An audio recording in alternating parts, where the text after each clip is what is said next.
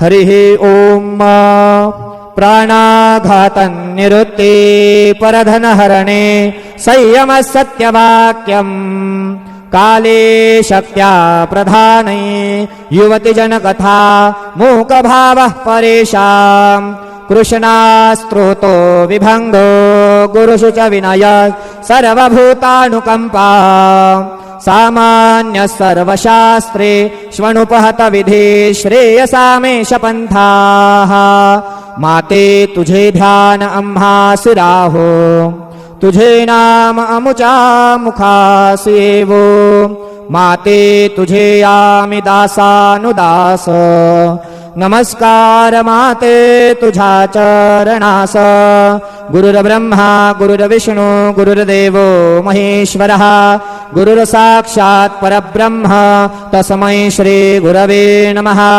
सद्गुरु साईनाथ देवताभ्यो नमः।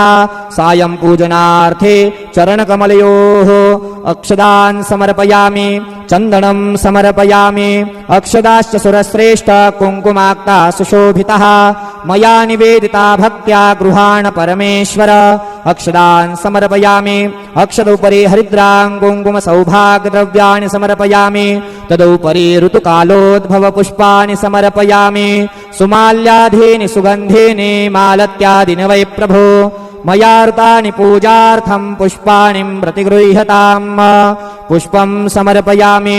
सद्गुरु साईनाथ देवताभ्यो नमः।